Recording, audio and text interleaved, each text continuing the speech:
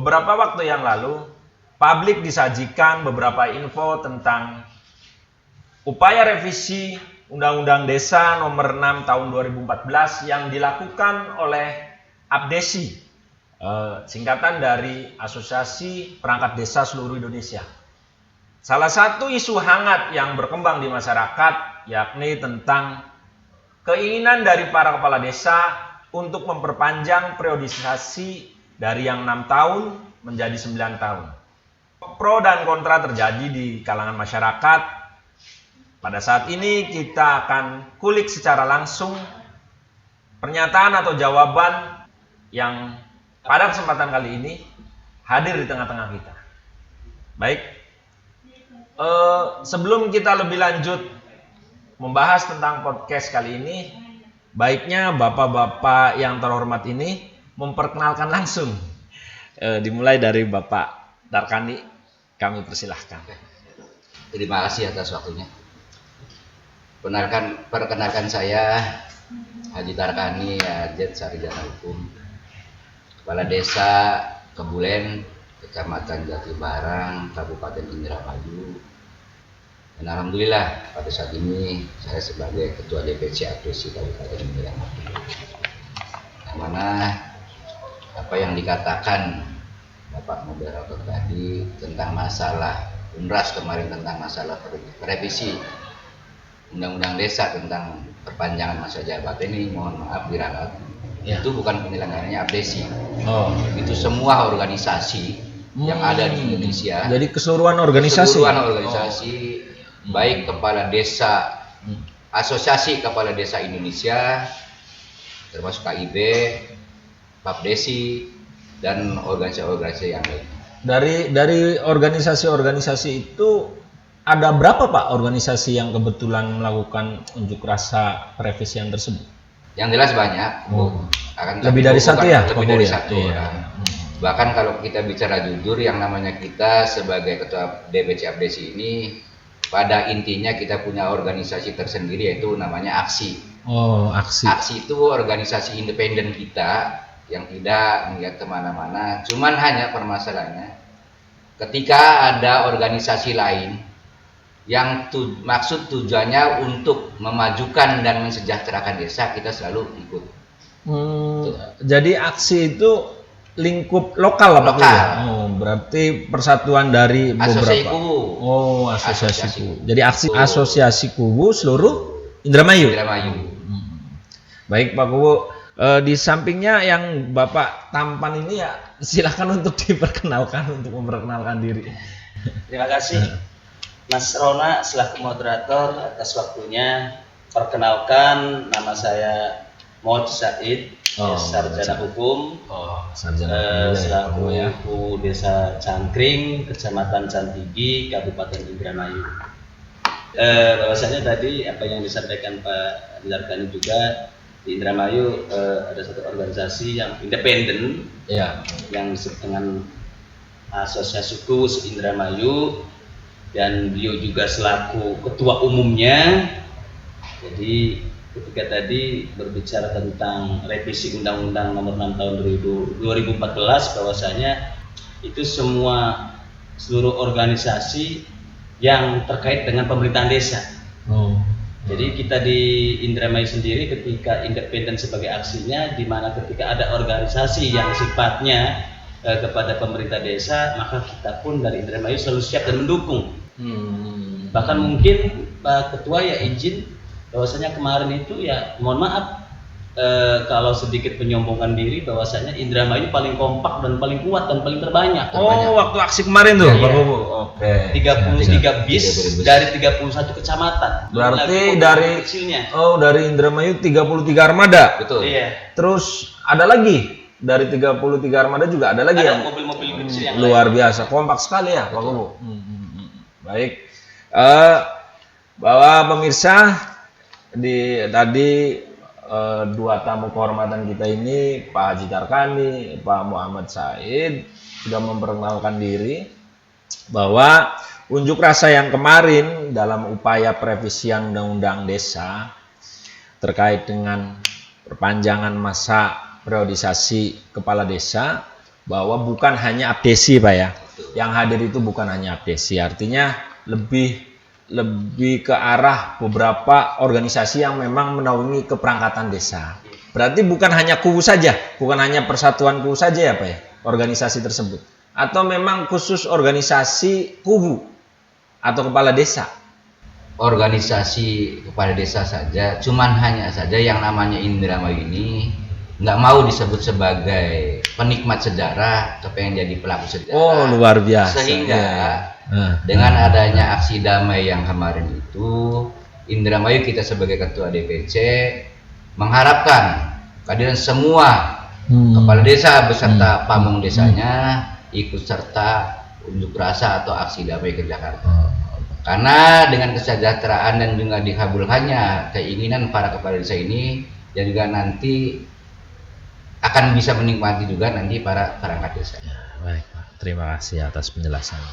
Kita langsung ke tema ya Pak ya, ke pembahasan tema, bahwa hal yang menarik di sini tentunya adalah tentang yang menjadi isu terhangat trending topik nih mengenai perpanjangan masa periode ini. Karena gimana pun juga kalau memang permintaan atau usulan dari para kepala desa ini diterima kemudian disahkan, kan berarti terpanjang di Indonesia. Betul. Presiden aja 5 tahun kan. Sementara yang sudah berjalan ini kepala desa juga sudah menjalankan atau 6 tahun dalam satu periode. Nah, baik. Dari isu yang beredar tersebut bahwa salah satu faktor untuk menginginkan bahwa 9 tahun tersebut harus dilaksanakan karena diakibatkan ada gesekan yang berkepanjangan pasca atau setelah pelaksanaan pemilihan kepala desa. Nah, sebenarnya yang terjadi itu bagaimana di kalangan masyarakat ini, Pak Kubu? Mungkin Bapak Darkani terlebih dahulu untuk menjawabnya. Oke. Terima kasih. Sebenarnya di kalangan masyarakat juga, kalau kita lihat dan teliti langsung di masyarakat, pro kontra itu terjadi. Pro kontra terjadi itu bukan di masyarakat saja, bahkan di kepala desa pun ada yang pro juga ada yang kontra tentang masalah penanganan masa periode. Saya harap terlebih dulu bahwasanya tadi bahwa moderator penyelenggaranya ini abdesi, bukan abdesi. Karena abdesi bahkan kemarin dengan adanya unjuk rasa dan aksi damai itu memberikan selebaran kepada seluruh abdesi di seluruh Indonesia ini, bahkan melarang untuk ikut serta aksi damai. Karena itu tadi bahwa yang namanya kita sebagai ketua DPC abdesi di Indramayu punya naungan, punya organisasi tersendiri yang namanya aksi. Ketika ada organisasi yang ingin memperjuangkan tentang desa, untuk memajukan desa dan mensejahterakan masyarakat desa, kita selalu ikut. Itu. Jadi yang jelas pro kontra di lapangan itu benar terjadi. Karena pada dasarnya apa yang dikatakan moderator tadi bahwa yang namanya masa jabatan 9 tahun ini terpanjang. Iya. Dibanding dengan jabatan-jabatan yang lain. Presiden saja kok 5 tahun. Iya. Betul. Ini kepala desa dikasih 6 tahun kalau masih minta 6. Nah, itu yang menjadi pro dan kontra salah satunya itu, Pak. Karena pada dasarnya keinginan kita ini bukan untuk pengen penambahan, untuk mengurangi konflik terjadi pasca pilu di lapangan ini jangan sampai berkepanjangan. Sebenarnya itu. Maaf Pak, dipotong. Jadi yang selama ini berjalan, Bapak kan termasuk yang merasaan 3 periode sedang berjalan nih. Betul. Dari 6 tahun masa periode pertama, kemudian disambung lagi 6 tahun, berarti kan sudah berjalan 12 tahun nih. Satu periode, kemudian 2 periode, kemudian ditambah yang sekarang berjalan. Apakah konflik setelah pilkades tersebut memang sangat rawan dan susah untuk direkonsiliasi atau gimana Pak sebenarnya tuh? Sehingga kita juga menerima alasan dari para kepala desa ini bahwa ini loh, kita ini butuh 9 tahun karena kejadian ini. Sebenarnya serawan apa gitu Pak? Sekeras apa konflik yang terjadi? Mungkin dari Bapak Said untuk menjawab. Oke. Tadi ketika disampaikan Pak Dargani bahwasanya tujuan kita para KUU atau kepala desa seluruh Indonesia yang kemarin tergabung dalam satu wadah KIB, Kepala Desa Indonesia Bersatu. KIB itu berarti apa, Pak? Kepala Desa Kepala Desa Indonesia Bersatu. Bahwasanya ketika pengen merubah atau merevisi Undang-Undang Nomor 6 Tahun 2014 tentang perpanjangan masa jabatan yang 6 tahun menjadi 9 tahun itu, tadi ketika bicara kekonflikan pasca Pilgub di desa-desa yang setelah pelaksanaan pilkades atau Pilgub sendiri itu sangat kental dan erat sekali, bahkan sampai selesainya jabatan kita yang 6 tahun itu tidak terselesaikan perdamaiannya. Penyebabnya apa itu, Pak? Bisa sampai sekeras itu? Apakah memang pemahaman politik warga desa terlalu kerasnya itu? Maksudnya apa penyebabnya itu, Pak? Pertama, untuk contoh saja, Pak. Gitu ya, kalau menganalisa bahwasanya pemahaman tentang demokrasi tentang pemilihan sendiri masih minim untuk di masyarakat kita desa. Makanya ada perbedaan pilihan kepala desa dengan pilihan dewan, pilihan bupati, gubernur dan presiden, lebih kental dan lebih rentan konfliknya di desa. Pilihan kepala desa bahwasanya tadi pemahaman masyarakat kita sendiri tentang demokrasi, bebas memilih, bebas berpendapat itu masih belum mengena. Dan itu ruang lingkupnya karena satu desa. Iya. Berarti salah satu faktor kenapa nggak cepet damai lah istilahnya ya, waktu pelaksanaan setelah perhelatan pilkades ini, salah satunya pemahaman demokrasi masyarakat desa yang belum sesuai harapan gitu, Pak. Oke, mungkin bisa ditambahkan pula oleh Pak Haji. Jadi yang jelas pada intinya seperti ini, dengan keinginan masa tambahan masa jabatan menjadi 9 tahun itu, apa yang dikatakan teman kita betul, bahwa yang namanya konflik di lapangan itu sangat kental. Karena pemilih beda pendapat, beda halnya kalau kita bandingkan dengan pemilu pilkada bupati atau pilkada gubernur. Ada perbedaan, Pak. Setelah masyarakat untuk memilih ini kurang greget dibanding dengan pilihan kepala desa. Kalau pemilu, contoh kasusnya misalkan pemilu pilkada dan juga termasuk pilpres, ada orangnya, ada pemilihnya di lokasi TPS, disebut, dipanggil, bahkan orangnya masa bodoh dan juga tidak mau nyoblos. Ini kadang-kadang itu terjadi. Beda dengan pilihan kepala desa. Dengan pilihan kepala desa, kepala desa itu walaupun hak pilih dan juga orang sebagai pemilih pada saat itu tidak ada di tempat, tidak ada di desanya. Ketika mau dilaksanakan pemilihan kepala desa, itu ada penjemputan. Ada tim jemput. Tim penjemput. Wah, luar biasa. Masyarakat sangat luar biasa banget keinginan untuk memilih kepala desa. Tetapi imbasnya setelah pilkades tersebut malah justru konfliknya nggak selesai. Waduh. Jangankan dengan rekanan, jangankan dengan persaudaraan, dengan keluarga, dengan suami istri ini bisa bercerai. Hanya gara-gara pilihan kepala desa. Gara-gara beda dukungan. Ini untuk Indramayu loh. Mungkin juga tidak jauh beda dengan desa-desa di Indonesia yang lainnya atau di kabupaten lain selain Indramayu. Tapi nyatanya di Indramayu seperti itu. Karena kita sebagai pelaku sejarah bahwa yang namanya masyarakat ketika beda dukungan, ini mohon maaf barangkali ada yang kurang sependapat, kurang sepaham dengan kita, karena kita ini sebagai pelaku. Iya, betul. Menjabat kepala desa udah 3 kali. Ketika beda dukungan, jangankan dengan rekan atau dengan saudara yang lain, dengan keluarga ini bisa bercerai. Dengan kolega, dengan istilahnya harmonisasi kita berpertemanan yang semula akur, yang semula sholat berjamaah di musola, ini beda pendapat kadang-kadang pisah nih, Pak. Jangan-jangan gini, Pak, jangan-jangan sampai begitu kerasnya ada orang yang meninggal, nggak ada yang menyolatkan karena berbeda pilihan. Itu pernah terjadi belum, Pak, itu kayak gitu, Pak? Tidak ada. Barangkali kerasnya, keras bedanya ketika ada orang yang meninggal ini dukungan si A misalkan, yang jadi si B. Ketika si A ini misalnya meninggal, mungkin juga ada yang tidak ikut takziah, tapi tidak semuanya orang dan juga kepala desa seperti itu. Jadi ada. Ya, Pak. Yang jelas saya mempertegas dengan memperjelas permasalahan ini, pro kontra ini terjadi, bahwa yang namanya konflik di lapangan sangat luar biasa banget, karena permasalahan konflik itu tidak cukup 1-2 tahun, bahkan satu masa jabatan, satu periode ini tidak akan selesai. Baik, Pak. Jadi keinginan kepala desa itu istilahnya untuk supaya leluasa untuk membangun desa, jangan sampai kita mengurus tentang masalah harmonisasi masyarakat yang lagi sengitan, marahan, bencian, pertengkaran, jangan ngurusin itu saja, karena kita supaya fokus untuk membangun desa itu ini.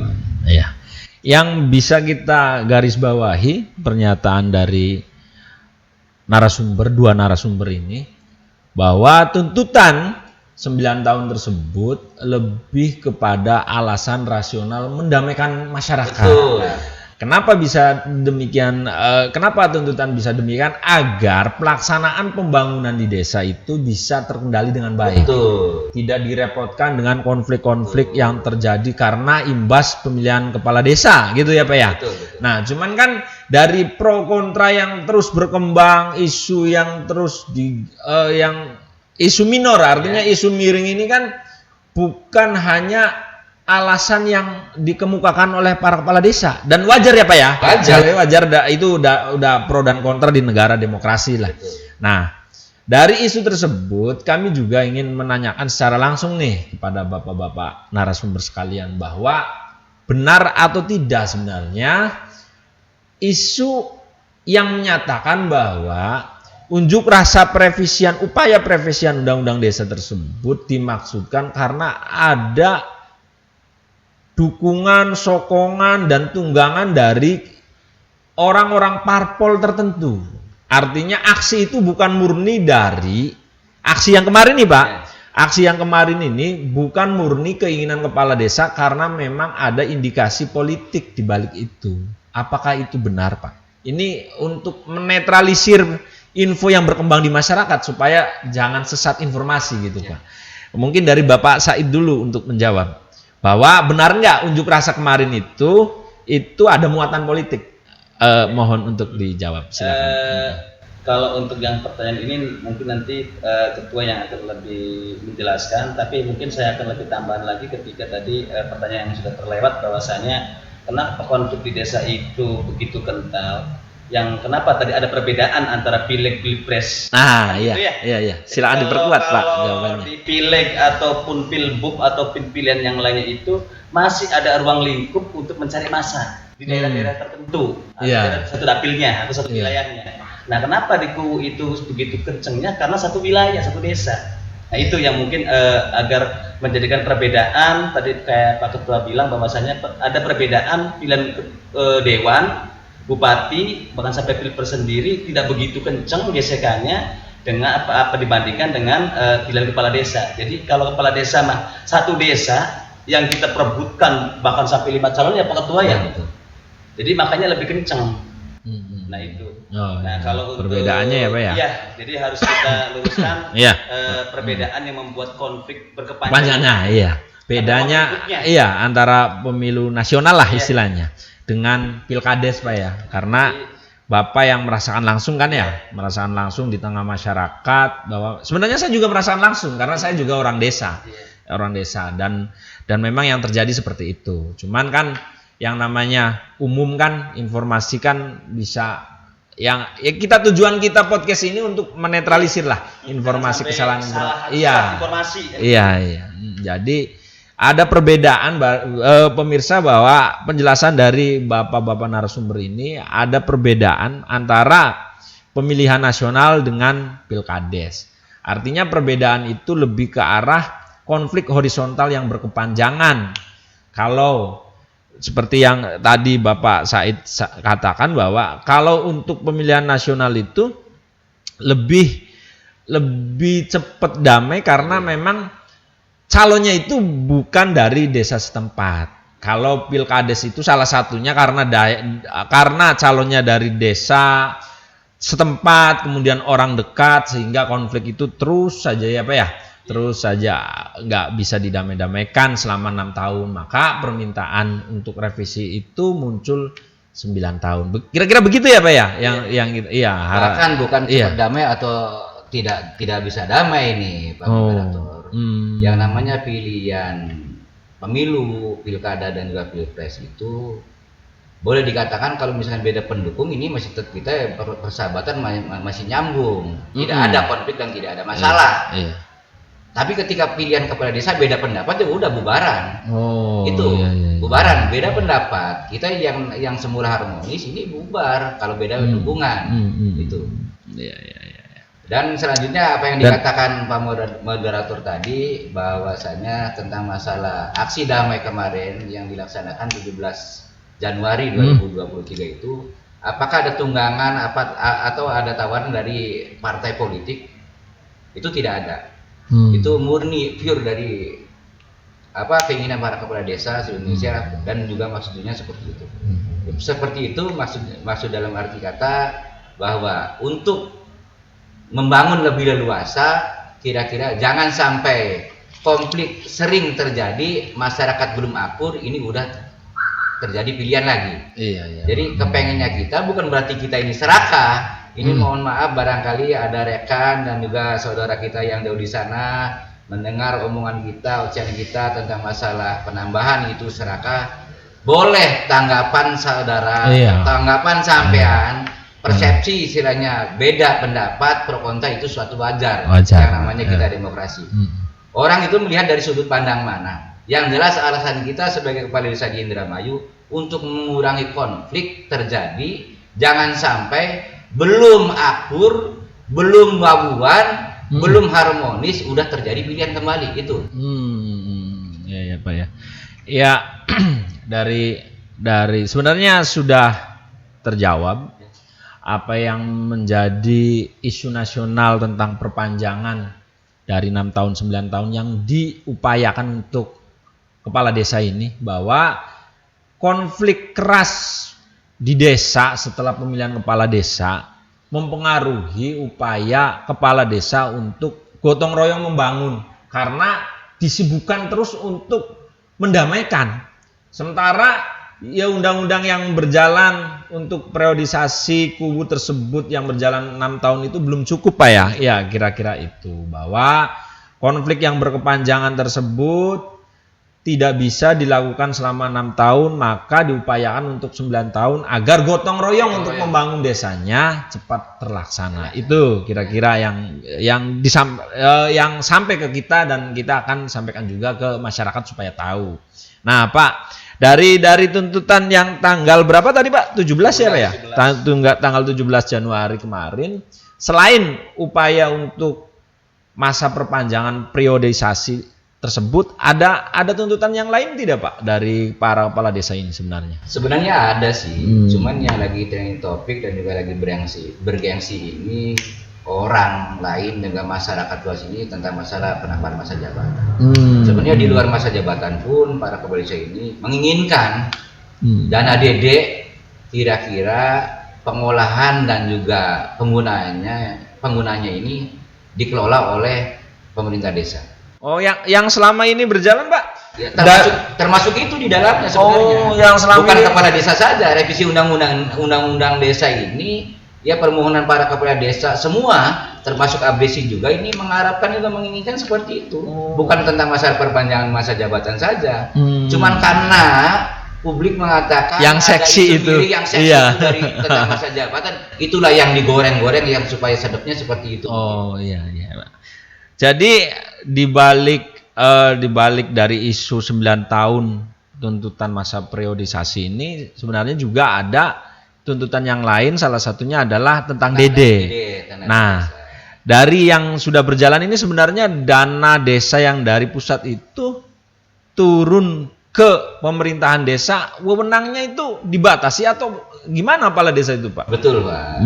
Yang namanya dana desa sementara ini belum leluasa kita kelola karena masih boleh dikatakan dana titipan. Sebenarnya dana desa itu yang semula undang-undang mengatakan bahwa 10% blok grant APBN ya ditransfer dari APBN itu ke rekening desa dan dikelola oleh pemerintah desa. Ya. Tapi kenyataannya ini belum sepenuhnya seperti itu. Masih dibatasi, bahkan boleh dikatakan kayak uang titipan dari pemerintah. Jadi uang DD itu ada aturan-aturan yang lebih ya segalanya dan juga lebih istilahnya boleh dikatakan yang sifatnya menurut aturan-aturan pemerintah pusat. Kita ini cuma hanya ngikuti aturan dari pusat. Ya, terima kasih Pak. Ya, informasi umum kan mengatakan bahwa desa ini alokasinya besar dananya. Betul. 1M sekian, 2M sekian. Ternyata di balik itu dengan kata lain yang seperti tadi Pak Haji katakan, wewenang kepala desa ini tidak bisa mutlak ya Pak? Tidak. Terbatas. Terbatas. Nah, pengalaman dari Pak Said sendiri menghadapi wewenang kepala desa tentang pengaturan DD itu rumitnya atau yang dirasa kurang pas untuk wewenang kepala desa kaitannya dengan DD itu di bagian mananya Pak Said? Oke. Ya, jadi menurut pengalaman saya apa yang tadi saya lagi merujuk kepada Pak Haji Darkani bahwasanya ada tuntutan yang lain yang sebenarnya mah lebih kepada tadi penggunaan dana desa, bukan kepada 9 tahun ya sebenarnya cuman karena yang trendingnya di jabatan atau di revisi tentang masalah perpanjangan jabatan. Jadi kita sendiri para kepala desa se-Indonesia itu sebenarnya ada tuntutan yang lebih penting tadi ketika 10% block grade dari undang-undang sendiri mengatakan bahwasanya 10% dari APBN disalurkan kepada pemerintah desa itu perintah undang-undang kan gitu jelas, sedangkan pada hakikatnya sampai sekarang belum terpenuhi. Itu yang pertama. Yang kedua, ketika tadi Mas moderator bertanya bagaimana kesulitan bahwasanya untuk mengelola dana desa ketika kata Pak Haji Darkani bahwasanya masih dibatasi kewenangan kita desa. Jadi pada prinsipnya ketika aturan-aturan yang sesuai juklak juknis sesuai dengan undang-undang yang berlaku di negara kita tentang penggunaan dana desa, tapi hak kita sendiri selaku kepala desa terkebiri. Contoh, kita diperintah untuk musdes, kan gitu, ngumpulin RT ataupun bekal ataupun tokoh-tokoh masyarakat. Usulan apa sih yang dipengini yang memang skala prioritasnya di tahun sekarang ini mau kita bangun? Tapi pada kenyataannya kita ini terbatas, tidak bisa nanti ketika hak desa kita yang mana, kan gitu. Berarti dengan kata lain, dana mah besar nih Pak, buat desa nih. Tapi peruntukannya itu diatur oleh pihak lain juga. Oleh pemerintah pusat. Artinya kepala desa dengan masyarakatnya tidak bisa sekonyong-konyong menyelenggarakan desa. Padahal kan tadi undang-undang juga sudah memerintahkan silahkan dana desa itu dari APBN dikelola oleh desa untuk masyarakat desa dan dimanfaatkan untuk masyarakat desa kan gitu. Iya betul Pak. Nah ini menarik ini untuk saran dari pemerintah. Mungkin sudah disampaikan juga ya Pak ya? Sudah. Melalui podcast ini pula untuk disampaikan ke pemerintah pusat keluhan-keluhan para kepala desa ini selain jabatan juga sebenarnya wewenang yang lebih leluasa untuk masyarakatnya gitu. Jadi agar pemerintah pusat memperhatikan nih dari Indramayu ini, bukan dari Indramayu aja ya Pak ya, kemarin tuh teman-teman dari kepala desa juga menginginkan bahwa ada wewenang yang lebih luas berkaitan dengan pengelolaan dana desa. Nah, itu sebenarnya lebih utamanya itu.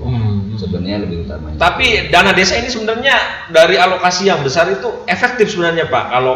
Kalau kepala desa tersebut ada wewenangnya ya Pak ya? Ya efektif banget. Karena sesuai dengan keinginan Bapak Presiden juga membangun Indonesia dari pinggiran. Pinggiran itu ya desa. Yang semula belumnya adanya turunnya dana desa, ini mohon maaf belum ada pengecoran jalan dan juga infrastruktur yang diingini oleh masyarakat. Akan tapi walaupun ini belum sepenuhnya dikelola oleh desa, tapi desa ini udah bisa ikut merasakan tentang masalah dana desa. Akan lebih-lebih kalau misalkan diberikan kewenangan penuh sesuai dengan undang-undang desa bahwa dana desa dikelola oleh pemerintah desa dan oleh kepala desa sesuai dengan keinginan undang-undang itu. Masyarakat kepengen bangun apa, kita selalu kita bisa menyetujui dan bisa mencukupi keinginan para masyarakat desa. Iya. Kalau ini apa yang dikatakan rekan kita bahwa yang namanya kita ngajak tenggang undang musdes, undang tokoh masyarakat, tokoh agama, tokoh pemuda, keinginan masyarakat. Konon katanya adanya dana desa yang begitu banyak miliaran kesebutnya, kan, tapi kita tidak bisa mencukupi kebutuhan masyarakat. Karena di sana itu udah ada poin-poin untuk menentukan kebutuhan-kebutuhan tentang masalah pengeluaran dana desa. Berarti yang menentukan itu bukan kita, cuma hanya sebagian kecil lah. Ada sebagian nggak luasa. Nggak ada luasa. Berarti cara wong dermayu mah ulah apa kana? Diucul landasi digepeki buntut teh. Iya. Jadi satu sisi kita dikasih dana besar, peruntukannya kita nggak bisa apa-apa kan gitu ya. Iya.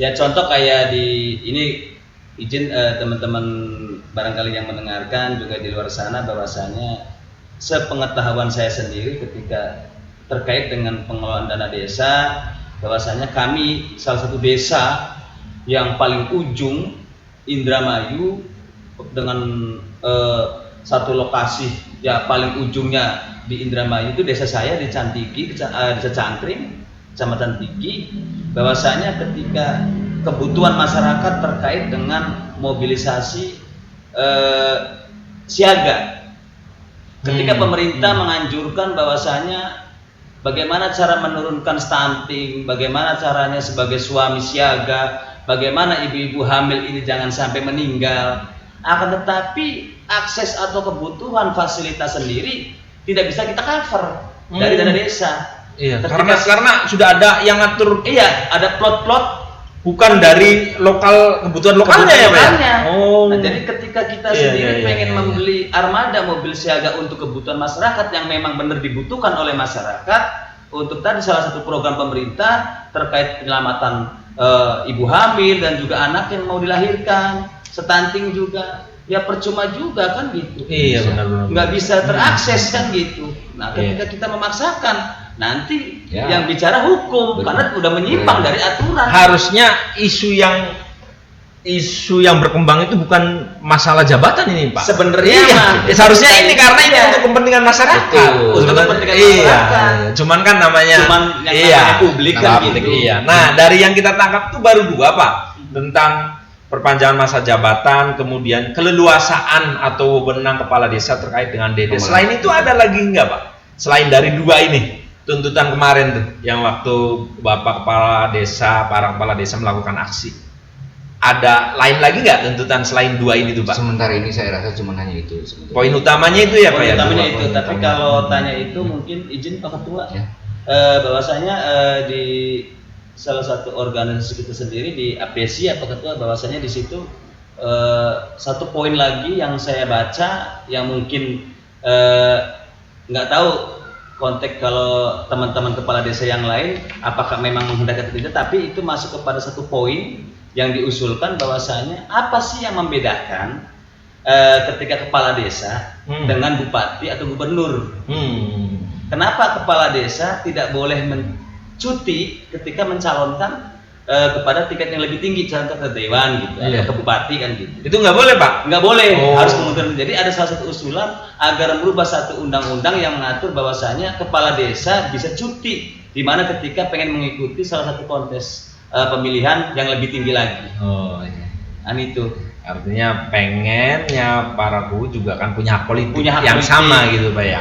Artinya ketika para kubu ini masih dalam posisi jabatannya kemudian menghendaki untuk niatan mencalonkan diri menjadi entah itu legislator, entah itu jabatan politik yang lainnya, diberikan izin cuti. Iya, kayak seperti bupati kan gitu. Berarti padahal sama-sama dipilih oleh masyarakat. Iya, sama-sama jabatan politik gitu. Nah, itu salah satu juga ya, Pak ya. Salah satunya juga tuntutan unjuk rasa yang kemarin. Ya, baik, Pak. Sebelum ditutup program ini, yang jelas dari perkembangan isu yang terjadi tadi secara rinci sudah dijelaskan oleh dua narasumber kita. Mungkin ada closing statement atau statement terakhir dari Bapak Haji Tarkani atau Pak Said dipersilahkan sebagai penutup, Pak. Terima kasih. Harapan kita semoga rekan kita yang mendengar dan juga punya keinginan revisi undang-undang desa ini, punya kemauan, punya keinginan, kira-kira dengan tujuan kita tanggal 17 kemarin, alhamdulillah yang jelas sudah diakomodir dan juga direspon positif oleh para anggota dewan kita, wakil kita di DPR RI. Yang namanya revisi itu bukan hanya dari DPR saja, melainkan juga berbarengan dengan pemerintah. Yang jelas ABC akan melaksanakan pertemuan dengan Bapak Presiden Jokowi, walaupun momennya bukan tentang masa itu, tentang masalah memperingati hari jadi desa, dan juga punya keinginan juga kita akan menyampaikan di sana kira-kira undang-undang desa bisa direvisi dan masa jabatan 9 tahun ini bisa terkabul.